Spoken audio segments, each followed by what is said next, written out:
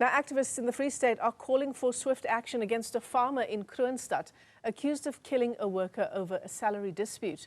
Newzroom Afrika's Ziniko Mhlaba is following that story. He joins us live in Kroonstad this morning. Ziniko, hello. Tell us some background to the story and exactly what we know about what happened.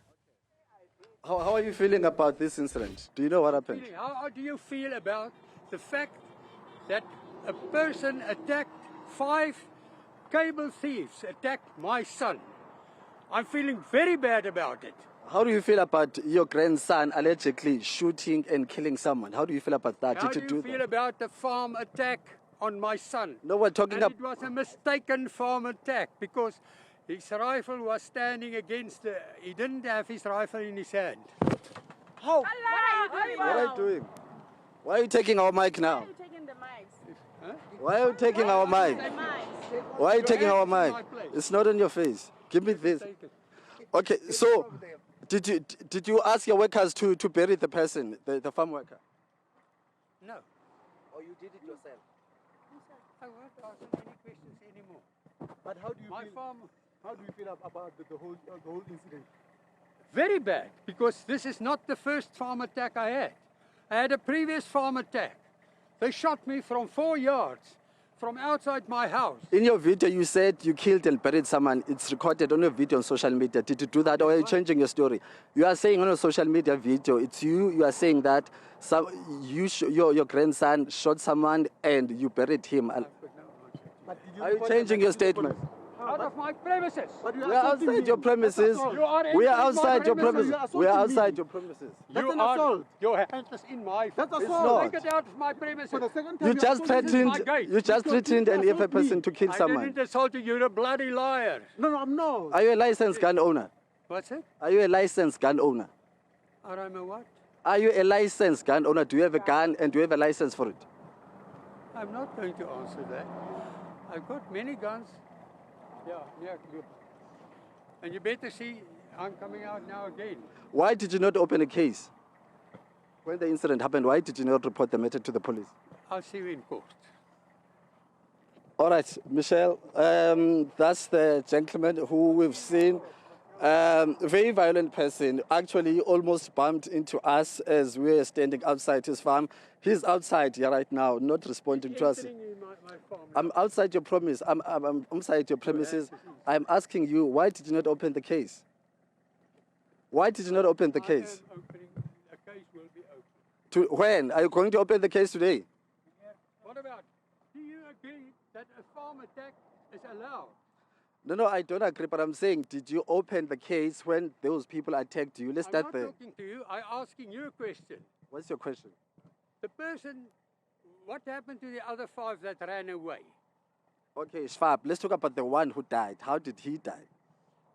He was part of 5 people in a farm, and a plaasaanval wat misluk het. If you don't understand Afrikaans, you can go. Okay, so after that happened, what steps did you take to report the matter? That's not for me to answer now. Okay, but where's your grandson now? Where's your grandson? See that when I come back? Where's your grandson, sir? I'm going to shoot us when you come back. Okay, so this is please come through. We're not done with the conversation, so come through. We're going to be very polite to you. We're going to be very polite. We're going to have a very decent conversation. I'm saying we're going to be very kind to you, right? Let's just have a normal conversation. I'm a very kind person. So talk to me. How are you feeling about the whole incident? Come down. I'm about the incident as with get out of my Okay. farm. Get out of Sorry, I'm out of your farm now. Yes. Yeah. No, you're not. You're still inside. Okay, how do you feel now? I feel very bad because this is the second farm attack on me. Not on me, on my place. The first one shot me from outside my house. He missed 4 meters. His angle was too bad. I came out with a shotgun and I killed him. I will kill somebody in 4 inches. So you've killed someone Somebody shot before? me. You've killed someone before? What? You said you killed the first one. So have you killed someone before? You are saying you killed the first one. I said I was attacked Yes. before. Somebody shoot at me and he missed. And when was it? And how did you respond to it? To that first attack? How did you respond to the first? How did you defend yourself? If I'm a farmer and you attack me in my house, I kill you. You killed someone. Have you done that before? Have you killed before? You're in my farm. Okay. Have you been violent? You saying you have killed before? Can you confirm when did you do that?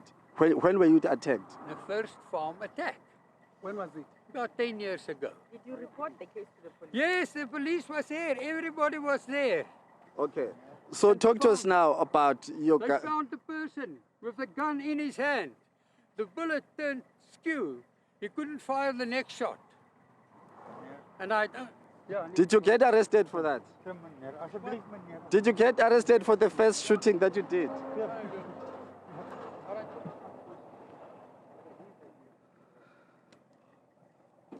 That was a mouthful, Michelle. Just from what we've picked up from this very violent conversation, the gentleman is saying that he was attacked before. He's reporting that there were several attacks before. And in response to that first attack, he shot someone.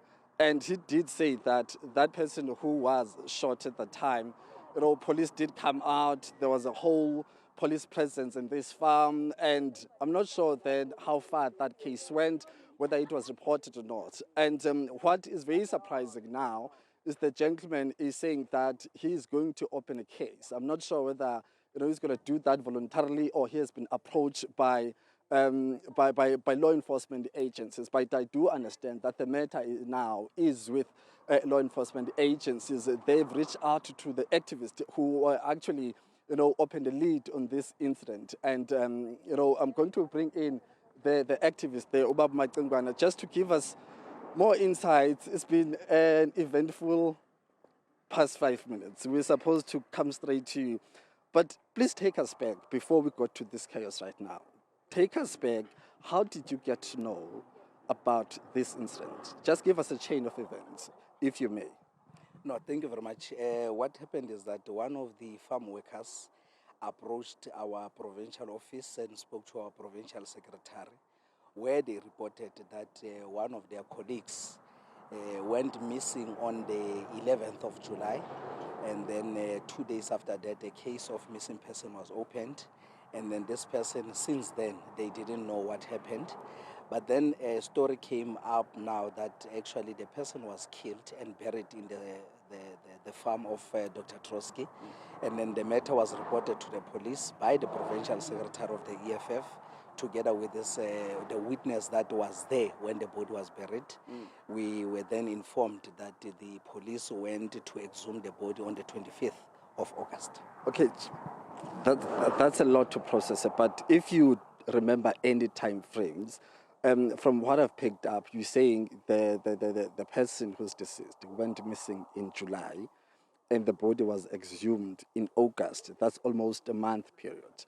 And we're here today we are being called by law enforcement to assist without getting into details in terms of what kind of assistance. But just clarify the time frame according to the gentleman from your party who assisted and what you understand. No, look, I think we must also put on record that we felt a bit aggrieved that after a period, like you have correctly said, it's over a month, that the perpetrator has not been arrested and the accomplice, which is now the doctor, has not been charged or anything. Instead, we have seen that the police have been dragging their feet on this matter. So, but we were a bit happy yesterday after the demonstrations that were led by the EFF. We were then told that the case is now handed over to the Hawks for a further investigation, because now the case has been prioritized as a priority case. Yeah. Just to clarify, so that you don't implicate people who might not be implicated, you saying that your source of information is someone who is a eyewitness, who was present at the time. Give us more details about how linked is the individual that who gave you information. How credible is his version of the story? No, it's very credible because, like we have correctly said, that he is a farm worker. He's a worker. He's one of the employees that were fighting for their wages at the time.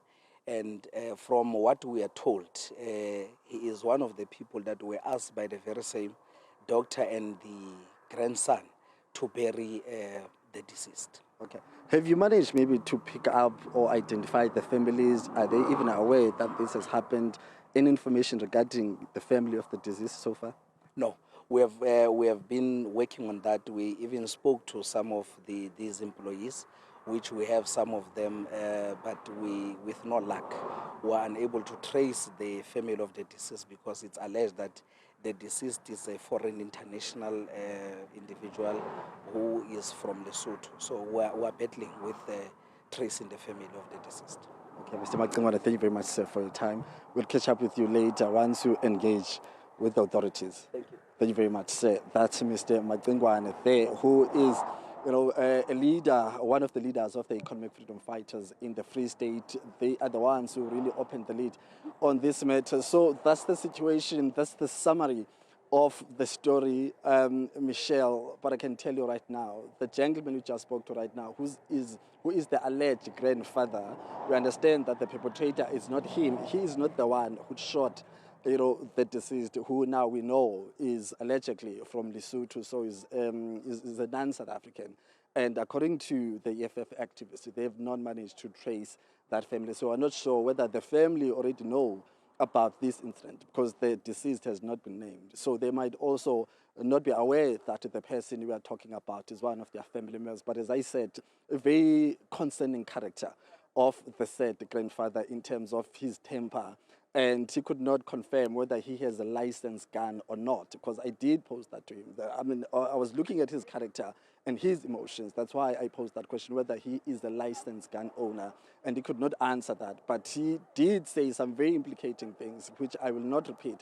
But at some point, when we got here, before we set up our cameras, he drove out, as we saw him just now driving in. When he was driving out, we were just sitting outside, getting a briefing from the activist. And literally, threatened to kill the person I just spoke to right now, saying that if we dare step on his property, he's going to kill us.